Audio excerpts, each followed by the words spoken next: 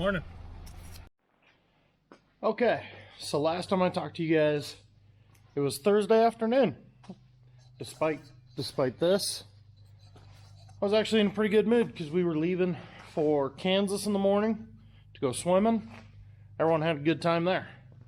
But Big Chief decided the 30 acres we had left in that field needed to be done Friday. Because they were at that time they were talking a chance of rain on Sunday. Which I jokingly said, great, let's leave it, make it rain, and then we'll worry about cleaning this up some other day.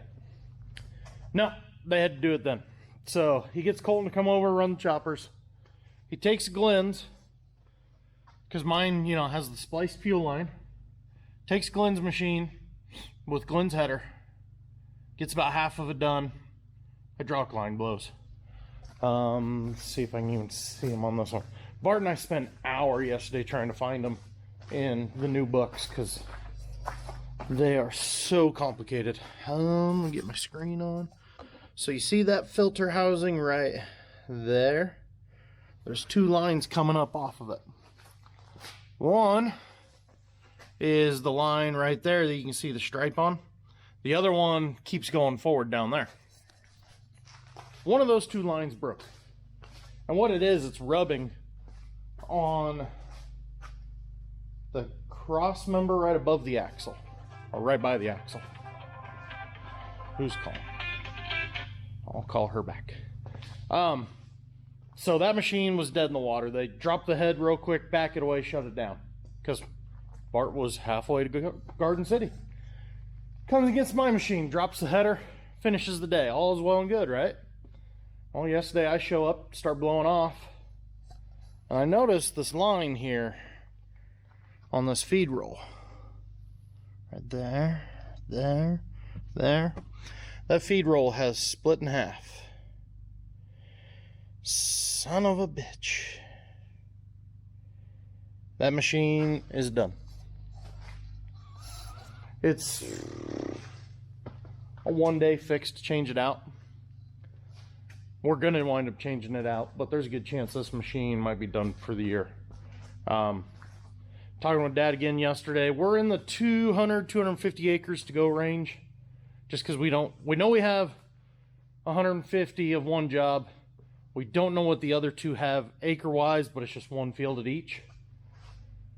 So with that being the case, the one guy doesn't even want to try his till after we get a good hard freeze, which who knows when that'll be. Glenn's more than likely on his own, or I'll be running Glenn's, one of the two. But yeah, so there's the uncelebratory end to harvest for the 9800, which this happens every year. The end of fall harvest is not like the end of spring. The end of spring is like a light switch, done, no more. The end of fall, why do you stop way out there? The end of fall harvest, there's always this little job, well, we got to wait on this job, and you'll wind up sitting around and waiting forever. What the heck was that? It's like a rocket just went by. Someone was going so fast. Fall harvest always drags on and on and on till we're completely done. But with 250 acres to go, there is really not much of a point in getting this guy back and functional, because the pits we're hauling into, you can only use one machine. Yada yada yada. So yeah, instead today I'm gonna go run a ripper. So I came in here to get a grease gun. I've been looking for it as I've been walking. Is it hiding over there still? I know there's one on the service truck. Yep, I see it. Okay, I'm gonna get a grease gun.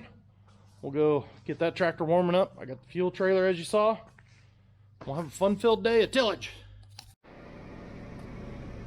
We're fueled up, headed to the first field. There's one that Bart did a couple weeks ago. That's what this does to a silage field. I love a DMI disc ripper. But yeah, gotta zigzag through town, get to the first field, then I'll show you what all we got going on. Okay, let's talk about tillage. So, what I'm pulling is called a Case IH Ecolo Tiger 530B disc ripper. There's a whole lot of words in that. So coming in makes it Case IH, Case International. The Colo Tiger comes from a short line brand that they bought out called DMI, and a Colo Tiger was the name of their disc ripper tool. So what you have is an X disc in the front, two different sets of ripper shanks, closing disc behind, and then we added on the hitch and rolling basket there in the back. So let's start here at the front. The X disc. What those are going to do, they're going to tear up the top of the soil. So you're going to mix in what residue you have left, which silage there's not much unless you get a spot like that where it was pushing. Well, let me turn the lens on so I'm pointing in the right area. So I got a row right there that just got knocked over. It didn't get chopped. It was pushing on the header for some reason. So it's going to slice that up into pieces. Man, this thing is riding rough today. And then it's also going to incorporate our manure.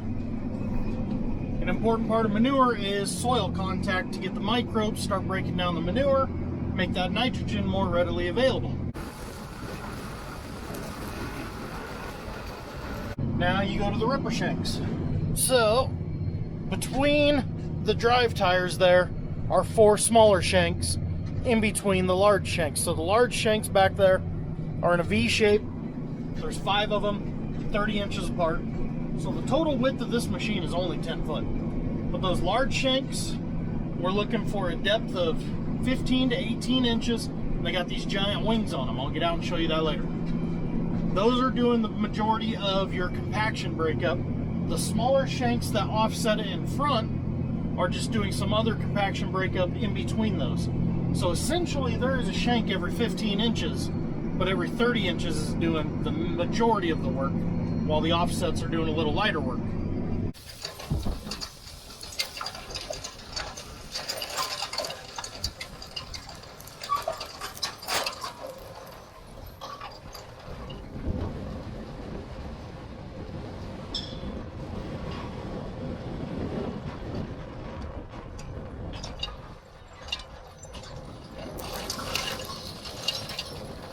Then behind that is the closing disc. All those are doing is knocking the ridges down, trying to leave it a little bit smoother.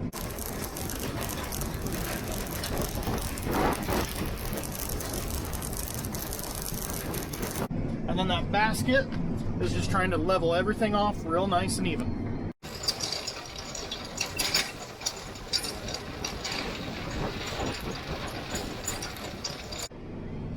Now, you might be looking at that and thinking, man, it's only 10 foot wide. You got a 360 horsepower tractor.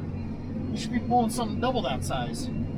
With our soil conditions, the depth we're going, that's not possible. This thing, there's fields, this tractor can't hardly pull it at about 3 miles an hour. This field, it's hopping like crazy for some reason. I need to check the air pressure in the tires, because this thing should be gripping and pulling instead of hopping.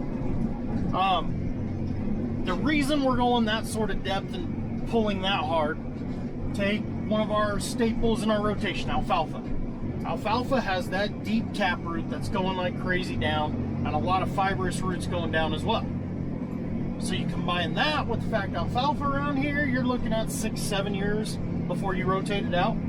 So that's a swather, a rake, a baler, a loader, and a semi going all over that field 4 times a year. Multiply that by 6-7 years, that is a lot of compaction. So it takes a lot of power to pull a ripper through and tear all that up. Now, silage. We have 2 different types of silage. We have double crop silage and single crop silage. Take this field, for example. It was single crop corn, which means that's the only thing that grew on this field this year is 1 corn crop. So it was planted early May, harvested, now we're turning it. That doesn't have as much compaction as double crop silage, which is just that. You have a wheat crop on here, you come in, swath it, merge it, chopper and trucks. Then you come in with a VT to try and loosen that topsoil, plant it. Then you come in again with a chopper and trucks. That's a lot of different vehicles causing compaction. So this one, for example, single crop. The soil was fairly dry when we chopped it, so there wasn't a whole lot of compaction, but we're talking 30 acres here. in this quarter circle that I'm ripping on. So 30 acres, you're gonna hope for about 30 loads of silage coming off of here, and each truck is gonna weigh between 90,000 and 100,000 pounds. And because it's a hurry up and go job, I might get a truck full right here, and the driveway's over there at the pivot. Well, the truck's gonna turn and head straight for that if the sprinkler tracks aren't bad and if the furrows aren't bad. They are looking for the quickest way out so they can get out and come back, get out and come back, because it's all a time dependent crop. Granted, you prefer they go to the end and across, but then that just causes more compaction on your ends as well. It's one of those, it is what it is. Now, if we had had our monsoon flow like we're used to having around here, where mid-August to early September we're getting a lot of rain showers, all of a sudden that ground becomes softer and a 90,000 pound truck is doing a lot more compaction. You know, I'm cruising along 6 miles an hour today. It's not too bad. I'm having some spots where it's struggle, but it's not too bad. Some of our double crop stuff I know is going to pull hard because we were wet this spring and we caused a lot of compaction with our wheat, and you can see it in our feed when we were chopping.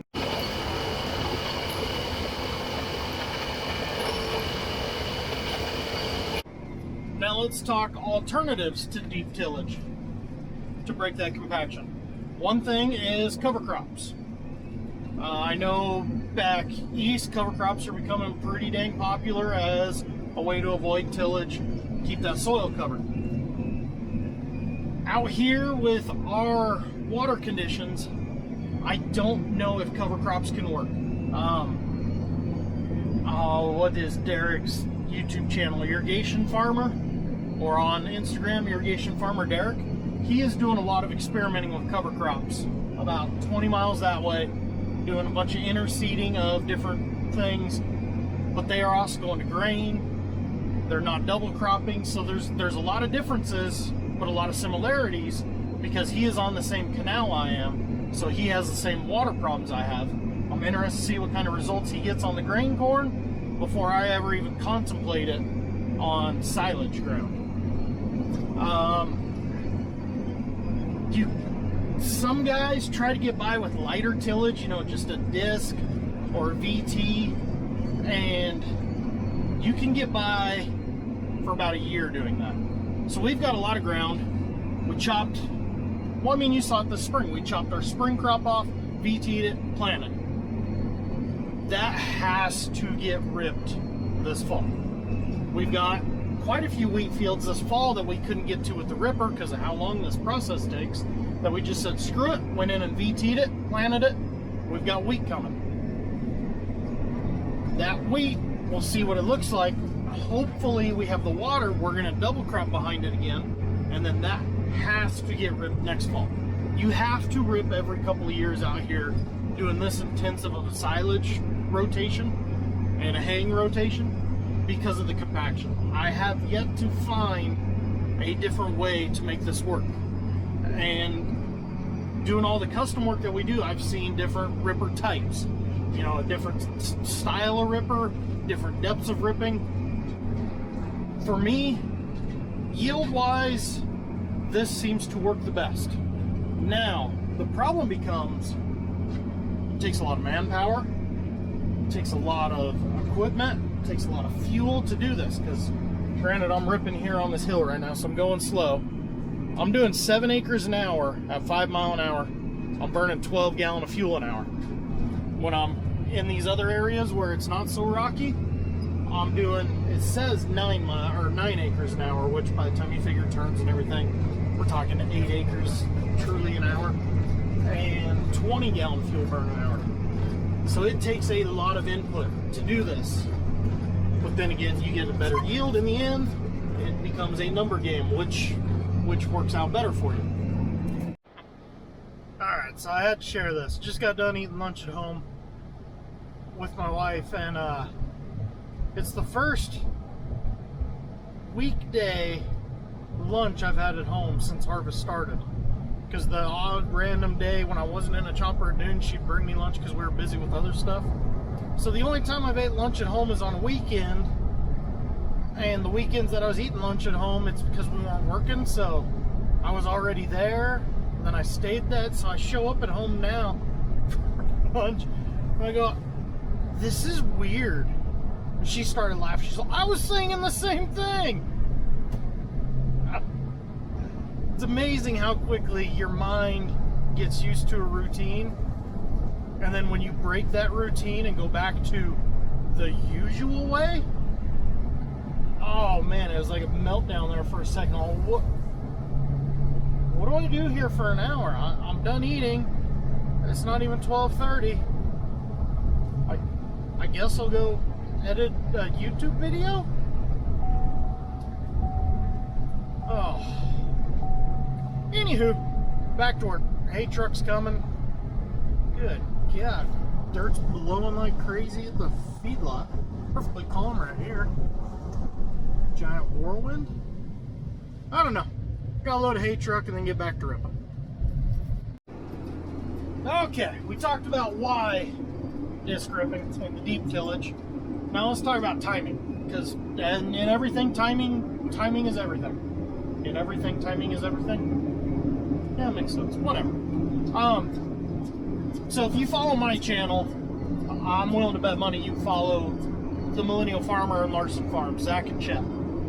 So if you notice, the differences in our operations are quite significant. But let's just focus on tillage. So for them, all their major tillage is done in the fall as soon as harvest is done. So like right now, they're posting harvest videos and getting into tillage. Well, for me, you know, harvest is obviously basically drawn to an end, but our tillage started a month ago and then came to a stop. So a month ago, Maddie, Bart, Hector, they went like crazy getting fields ripped, worked down, and planted to get our wheat crop established. And then once they did that, we were kind of at a standstill waiting on manure, because all the fields that we planted to wheat were manured within the last year, so we know those fields are okay. So like the field right there where the wheat is growing, that was manured last fall before we planted wheat on it last year. So we know the fertility on that field is okay. We can leave it alone. Let's get some wheat growing on it. Well, a field like this, we knew we needed fertilizer. Now for fertilizer, you got two options. You can go the commercial route, where they come and spread on either a dry powder, or you can do anhydrous, which is gas, which is crazy dangerous in my opinion, and something I would fight like crazy to stay away from. Or you can do liquid. Around here, a lot of guys will do dry. So it's just this tiny little powder, and it kind of looks like salt or sugar's been sprinkled on your field type of deal. Well, I showed you guys some this spring, I believe. So that's one option, or you can do what we do and use cattle manure. To me, cattle manure is king, not just because we're in cattle country here, but because of the benefits from it. So cattle manure not only provides your N, P, and K, your three macronutrients, nitrogen, phosphorus, potassium. It also has a ton of micronutrients, a ton of organic matter, and a lot of other really good benefits to your soil health. So by the time you pay someone to spread on the cattle manure, it's still cheaper, but it becomes fairly competitive cost-wise to commercial. And it's because it's so much more labor intensive. Like I said, a fertilizer company can do this in 3 hours. Oh, I didn't say that. I was thinking that. So like if it was being spread with commercial fertilizer, this 35 acres would be a 2-hour job, maybe a 1-hour job for commercial. Jill, who's a 1-woman operation, but the only manure spreader around, it's about a 2.5, maybe 3-day job if there's no breakdowns. Because the manure's coming from feedlots 6 miles over there. So by the time you're driving a semi back and forth, a semi load will do acre and a half maybe. So she's got to make about 30 trips over here with manure. So it gets to be time consuming, let's say. So because we go with manure instead of commercial, we're already slowing down our tillage timing. If it was all commercial, we could probably have some bigger rippers and just fly across it and be done. Because we don't, there's only so much ground we can cover so fast with the manure, so the ripper isn't as vital to be moving across the ground as fast, because Jill's been going for a couple weeks on us, and I'm hoping by the end of the week to catch her. So the manure slows down our tillage timing. Now, biggest pain using manure, if I don't wipe out tripping over manure, is keeping an eye out for concrete and other fun-filled debris. Hence why we got rock boxes on tillage and planter tractors.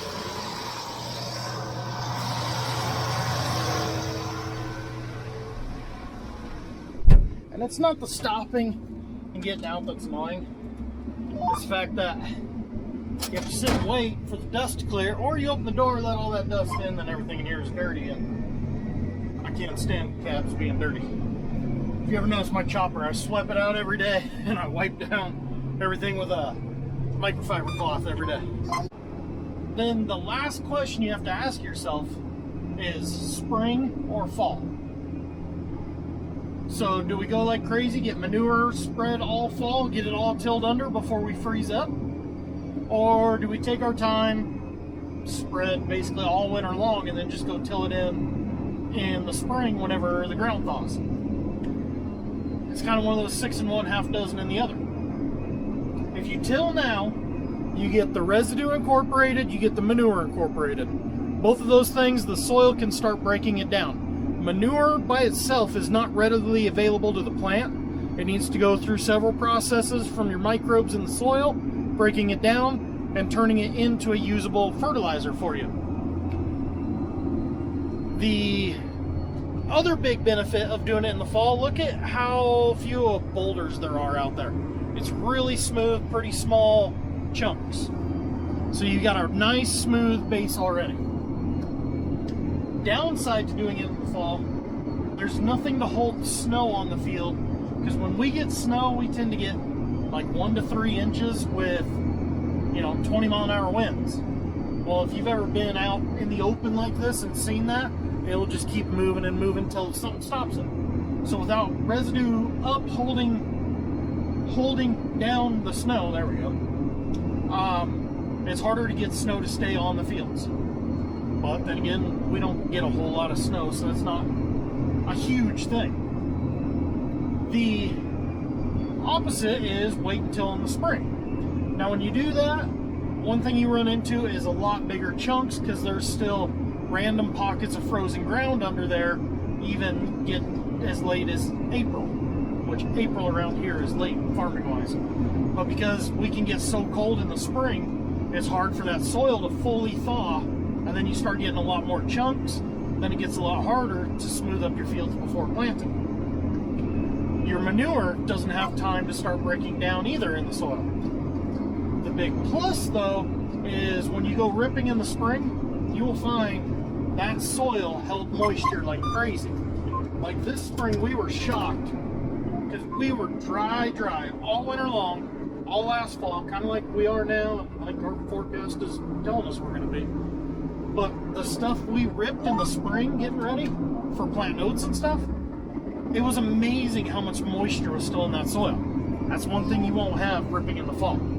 So it's one of those trade-offs. Personally, I like to do my ripping in the fall because of the condition that it leaves the soil versus having that moisture, because it's a horrible trade-off, because we desperately need moisture here. But I feel that is a bigger benefit than that little bit of moisture that you're gonna hope holds on until you start getting crops in the ground and start getting irrigation water. So that's why we try to do as much tillage in the fall as we can here on our farm. Now the farm 4 miles over, they might be completely different. But that's our theory on why we want to do it right now. And we'll see how much we get done. They're talking a chance of a freeze. Thursday night, Friday night, Saturday night, they're talking we could hit mid-20s. That'd bring everything to a halt really quick. Well, I'm gonna have to come finish the last couple passes in the morning. Big Chief just called. They got trouble with the grain bins and the sprinkler won't fire, so I'm gonna go see what's going on there. Oh, hopefully you guys hear me over the wind. So those fans are running. It says these ones aren't communicating. Power on, we got lights blinking. Where is the book for troubleshooting? It's not here. Okay, so I know whenever it's doing different codes with the lights, that means different problems. Let's just see if I turn the fan on. So that one fires. I'll turn this one on. That one fires.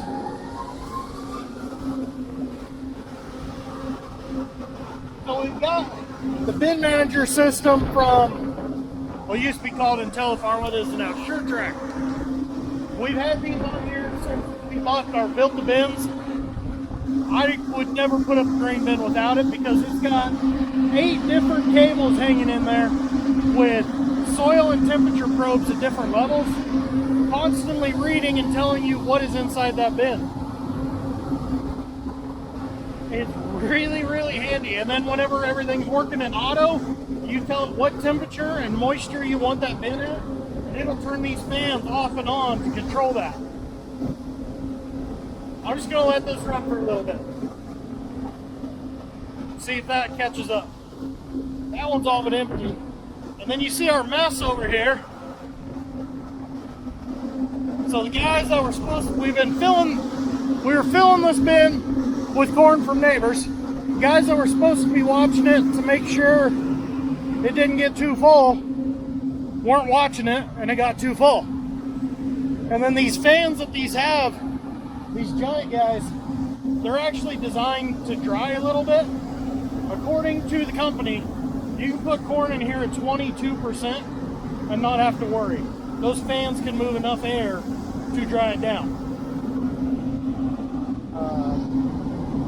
I'm feeling that's supposed to be screwed in. Either way, well, when these fans turned on and that corn was so full, it blew out all this corn out of the air vents because the corn level was right up to them. So as soon as you start putting pressure in there, we got 5 loader buckets out of this area, and as you can see, there is a ton left. But it's okay, corn's cheap, right? Let's go see what's going on with the sprinkler that won't fire.